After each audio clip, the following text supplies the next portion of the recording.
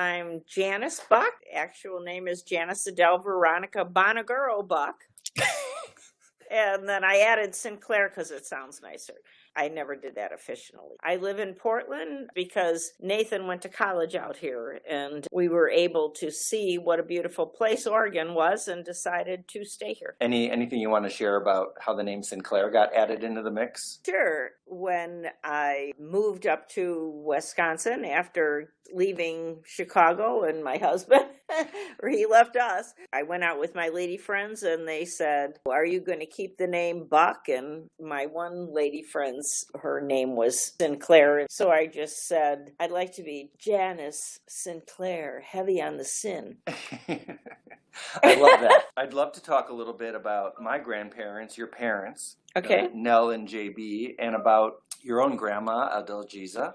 She seemed like quite a character. My grandma was born in Milan. My dad, he was a brilliant man. He had no formal education. Grandma forced him to quit school at 13 to go to work. Worked for a company that designed spotlights and rearview mirrors. He became president of the company and only had a first-year high school education. My mom lived in the Polish side of Chicago, and her father, she did not know him very well. One day he never came home from work. The next door neighbor told them that he had come up to talk to her and said, is this where my Annie lives? And she thought he was drunk, but he wasn't. Actually, they did not find him for 7 years. They found his body in what was in Chicago called the Potter's Cemetery, where unknown people, and all they had listed was that he was found near a canal laying on the water's edge. My mom and dad, they were dancers, not like professional dancers, but they could have been. Dancing was the thing that they got together with. They stayed together the rest of their lives. 6 months ago or 9 months ago, you and I were talking. You shared with me that you and your high school boyfriend, Dan Witt, were with Adelgiza when she died. Danny came over as he walked into the yard, and he saw her sitting in the lawn chair, and she was drooling from her mouth and kind of slumped over. So the two of us kind of got her out of the chair and laid her on the couch in the family room. She died on the sofa. And she always loved me. When I went to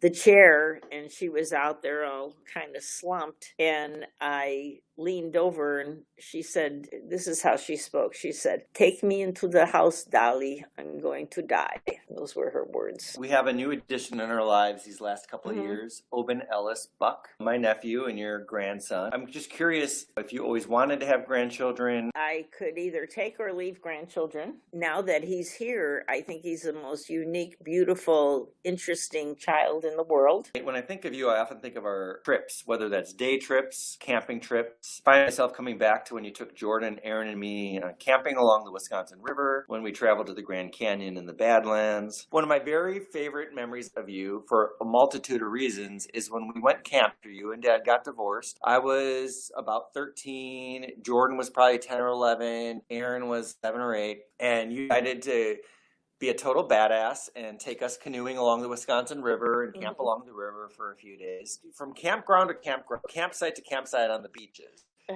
Each stop on the way, you would pick up the story. And this says so much about you. That the story it's trying to scare the shit out of you. Yeah, trying to scare the bleep out of us. And it was about a mom. You told us a story about a single mom and her 3 boys going canoeing along the Wisconsin River.